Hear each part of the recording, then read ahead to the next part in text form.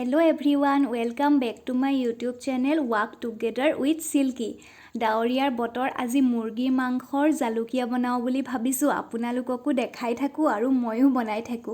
চাই থাকিব ভিডিওটো শেষলৈকে এতিয়া প্ৰথমতে মই মুৰ্গী মাংস জালুকিয়া বনাবৰ বাবে আধা ঘণ্টা আগতেই মাংসখিনি হালধি আৰু নিমখ দি এনেদৰে মেৰিনেট কৰি থৈছো আপোনালোকে তাতকে বেছি সময়ও থব পাৰে আৰু এফালে মই কেৰাহী পাতিলৈ কেৰাহী প্ৰায় গৰম হ'বলৈ লৈছে আৰু মই এখন ডাঙৰ লোহাৰৰ কেৰাহীত বনাবলৈ লৈছো লোহাৰৰ কেৰাহীত খাব পাৰিলে বেছি ভাল আৰু মিঠা তেলত খাব পাৰিলেতো আৰু ভাল আৰু মিঠা তেলত বনোৱাৰ টেষ্টে বেলেগ হয় ৰিফাইন তেল খুব কম ব্যৱহাৰ কৰাটোৱে ভাল আমাৰ ঘৰত মিঠা তেলে বেছি ব্যৱহাৰ হয় এতিয়া মই কেৰাহী গৰম হৈ অহাৰ বাবে মিঠা তেলখিনি দিয়ে দিলো তেল আজি অকমান বেছিকে দিছো অকমান ভালকৈ বনাই খাবলৈ মন গৈছে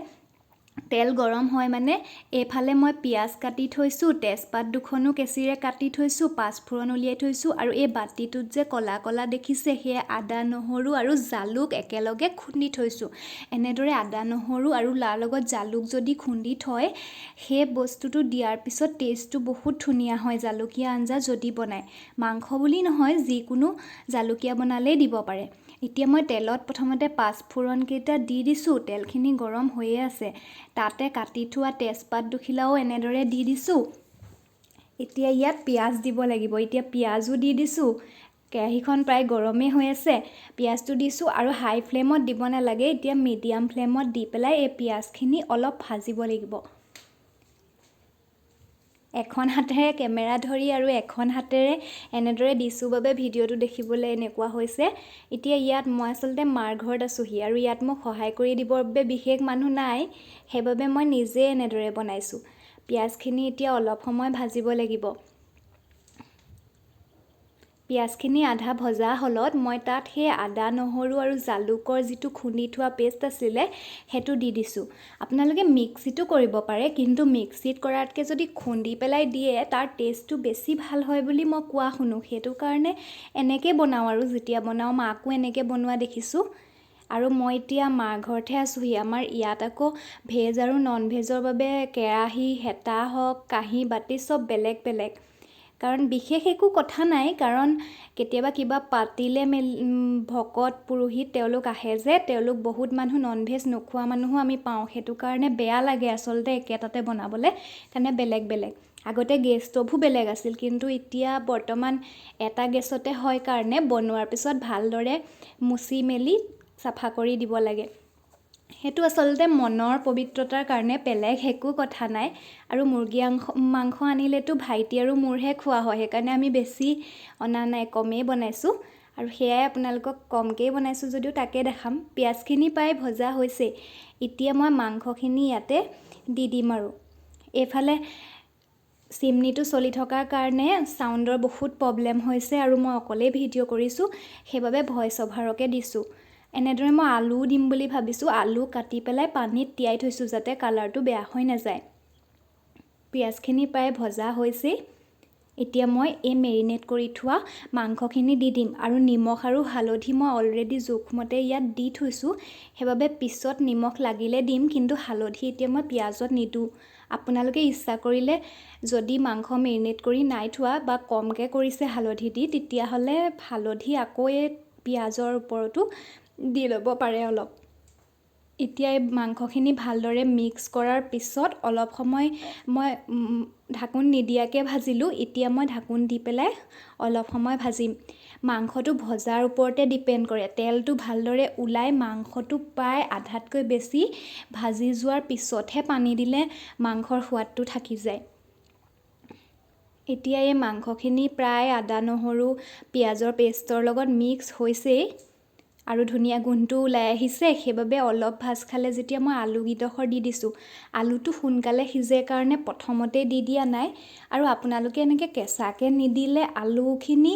অলপ তেলত ফ্ৰাই কৰিও দিব পাৰে বা অকমান পানীত বইল কৰি পানীটো পেলাই তেনেকেও দিব পাৰে মই কেঁচাকে দিছো লগতে একেলগে ভাজি সিজি যাব আৰু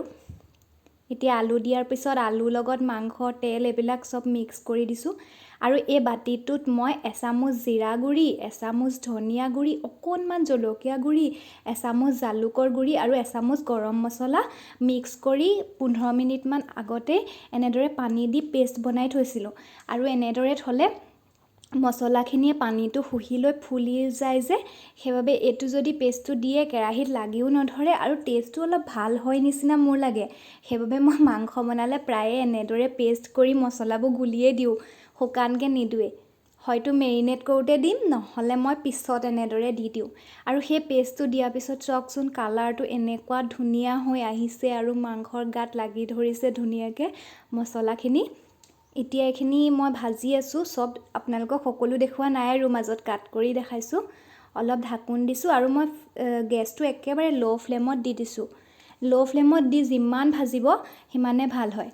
আৰু এই যে হাত ধুই দেখালোঁ মোৰ যে প্ৰতিটো বস্তু চোৱাৰ পিছত এবাৰ টেপত হাত ধোৱাটো বিৰাট এটা অভ্যাস আপোনালোকৰ এনেকুৱা অভ্যাস কাৰ কাৰ আছে মোক কমেণ্ট কৰি জনাবচোন বাৰে পাকঘৰত হাত ধুই থকা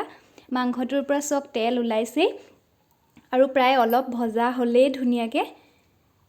এতিয়া এইখিনি মই আকৌ এবাৰ লৰাই আৰু মই অকণমান পানী দি দিম পিছলৈ সৰহকৈ পানী দিম যিহেতু মই জোলে বনাম কিন্তু এতিয়া অলপ পানী দিছোঁ যাতে সেই মছলাৰ লগত মাংস ভাজিছিলোঁ যে সেই বস্তুটোত পানী দি পেলাই এতিয়া সেই মছলাৰ জোলতে মাংসটো অলপ সিজিবলৈ দিম এইকণ পানী মই এবাৰ ঢাকোন মাৰি অলপ সময় দিয়াৰ পিছতে পানীখিনি শুকাই নাইকিয়া হৈ যাব আৰু মাংসটো ভাজি যাব তাৰপিছত মই আকৌ ভালকৈ পানী দিম এতিয়া এইখিনি অলপ লৰাই মই ঢাকি থৈ দিওঁ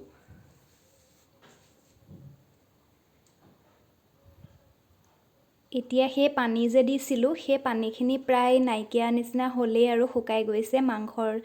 শুহি লৈছে এতিয়া এবাৰ লৰাই দেখিছোঁ যে মাংসটো সিজিছে আলুটোতো সিজি গ'লেই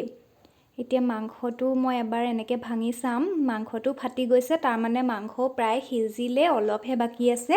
এতিয়া মই পানী দিম আৰু পানী দিলে সেই পানীত বাকীখিনি আৰু সিজি যাব ধুনীয়াকৈ হৈ যাব বেছি সময়ো নালাগে কিন্তু ব্ৰইলাৰ মাংসতকৈ এই লোকেল মুৰ্গীটো অলপ সময় লাগে এতিয়া মই গৰম পানী দিম আগতে মই ইলেক্ট্ৰিক কেটলিত গৰম পানী কৰি থৈছোঁ